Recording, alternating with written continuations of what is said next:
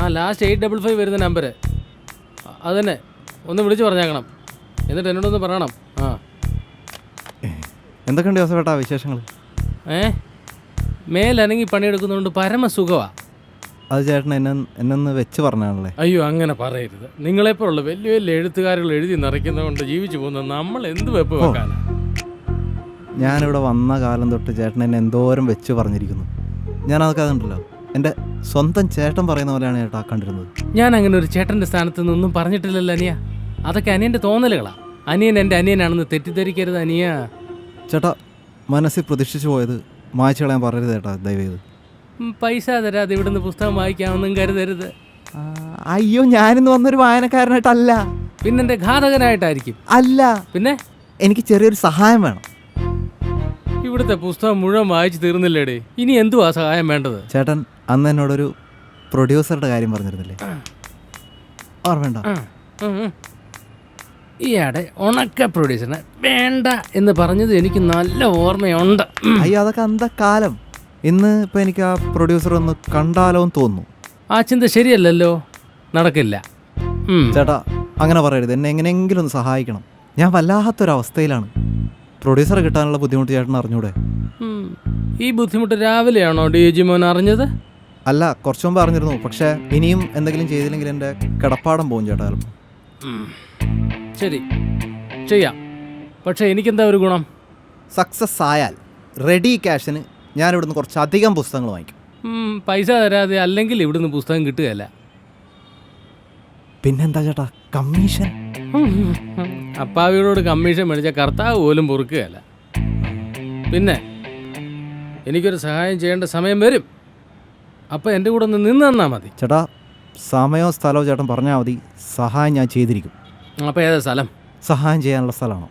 എടോ, നിങ്ങൾ മീറ്റ് ചെയ്യാൻ പോകുന്ന സ്ഥലം അതേതെങ്കിലും വലിയ ഹോട്ടലിൽ അറേഞ്ച് ചെയ്തോ, 5 സ്റ്റാറോ 4 സ്റ്റാറോ എല്ലാം ഞാൻ ഓക്കെയാണ്.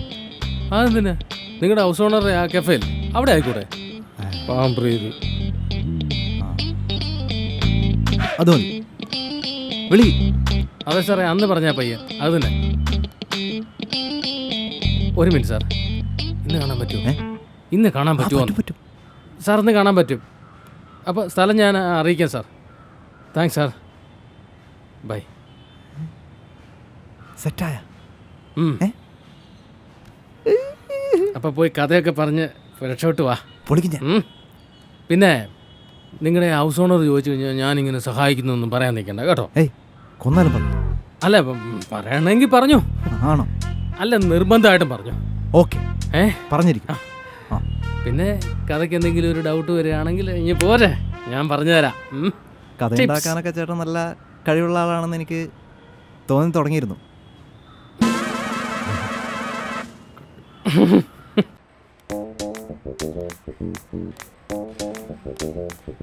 ബില്ല് തന്നോ? 35 അല്ലേ? ഓക്കെ. എന്താ പരിപാടി? ഒന്നുമില്ല, ഇങ്ങനെ എങ്ങോട്ടൊന്നുമില്ലാതെ ഇറങ്ങിയതാ. തിരക്കൊന്നുമില്ല. ഏയ്, തിരക്കൊക്കെ വൈകുന്നേരമല്ലേ. ഓ, അല്ല, തിരക്ക് കൂടി ആളിന് ആവശ്യമുണ്ടെങ്കിൽ പറഞ്ഞാൽ മതി, ഞാൻ ഫ്രീയാ. എനിക്ക് തോന്നി വന്നപ്പോൾ തന്നെ കൗണ്ടറിൽ കയറി നിന്ന് കാശൊക്കെ മേടിക്കണുണ്ടപ്പോൾ നിനക്കിത് എന്ത് പറ്റിയെന്ന്. അല്ല, നീ ബിസിനസ് പ്ലാനൊക്കെ വിട്ട് പണിയെടുത്ത് ജീവിക്കാൻ തീരുമാനിച്ചാ? അതൊക്കെ പോട്ടെ. ഇവിടെ എന്തെങ്കിലും ശരിയാക്കാനുണ്ടോ? കേടായ എന്തെങ്കിലും? ഇവിടെയാ? ഒന്നുമില്ലടാ. ഒന്ന് ഓർത്തു നോക്ക്. ഹാ, എന്തുട്ടാ ഇത്ര പേര് ആലോചിക്കാൻ? ഒന്നുമില്ലെന്നേ.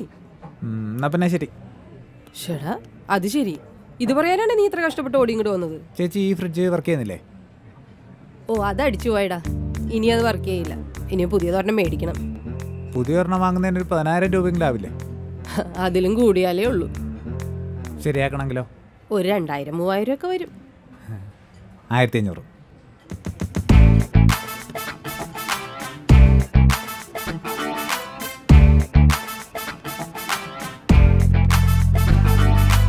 ഒന്ന് ഓൺ ചെയ്ത് നോക്കിയേ.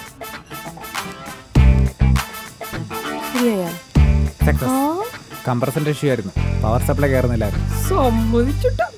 കൊടുക്കേ. എന്നാ നിന്റെ പൈസ. അപ്പൊ ശരി, കാണാം. എന്ത് പറ്റിയിടാ? ഒന്നുമില്ല. പറയടാ എന്ത് പറ്റി? ഷൂ ലൈസ് അഴിഞ്ഞു പോയി. അതിന് നീ ഇത്ര ടെൻഷൻ ആവണേ, അത് കിട്ടിയാ പോരെ. ലേസ് കെട്ടാൻ അറിഞ്ഞൂടാ? നീ എന്ത് മനുഷ്യനാടാ? ഇത്ര വലിയ ഫ്രിഡ്ജൊക്കെ നന്നാക്കാൻ അറിയാലോ നിനക്ക്. ഒരു ലേസ് കെട്ടാൻ അറിഞ്ഞൂടെ? ഞാൻ കെട്ടിത്തരാം. 500 രൂപയാവും. അയ്യോ, ഒന്ന് പോടേക്കാൻ. എനിക്കൊന്നും വേണ്ട, നീ എടുത്തോ, ഞാൻ കെട്ടിത്തരാം. വാ.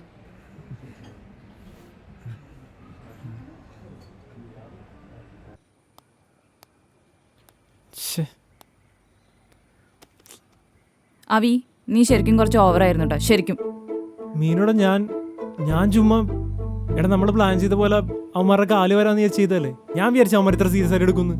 നമ്മളൊന്നും പ്ലാൻ ചെയ്തില്ല. Planning full നിന്റെയാ.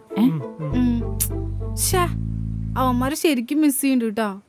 അവയൊന്ന് വിളിച്ചു നോക്കിയടാ. എടാ ഞാൻ വിളിച്ച് ഒരുത്തന്റെ ഫോണാണെങ്കിൽ സ്വിച്ച് ഓഫ് ആണ്, മറ്റാണെങ്കിൽ എടുക്കണില്ല. നമ്മുടെ മുന്നേ വെച്ച് കളിയാക്കിയോണ്ടായിരിക്കും അവർക്ക് ഇത്ര ഇൻസൾട്ടിങ് ആയിട്ട് ഫീൽ ആയതല്ലേ. എന്താ സംശയം? ദൈവം ബ്രോക്കോടല്ലേ തെറ്റിച്ചേ. നിങ്ങളൊന്ന് നിർത്തോ. ഞാൻ കാരണം അവന്മാർ ഇറങ്ങിപ്പോയെന്നും പറഞ്ഞ് ഇനി എത്ര നേരം മനുഷ്യനെ സെൻഡിയാക്കും. അവന്മാർ വരും, അവന്മാർക്ക് എന്നെ നന്നായിട്ട് അറിയാം. ഇതൊക്കെ ചുമ്മാ അവന്മാര്. ഇതിപ്പോ വീട്ടിൽ കൊച്ചുകുട്ടികളൊക്കെ ഇല്ലാണ്ടാവുമ്പോ പാരന്റ്സ് വിഷമിച്ചിട്ടിരിക്കില്ലേ മിസ് ചെയ്തിട്ട്? അതുപോലെ ഉണ്ടല്ലോ നമ്മുടെ അവസ്ഥ. ശരിക്കും വീട് ഉറങ്ങിപ്പോയ പോലെ. ശേ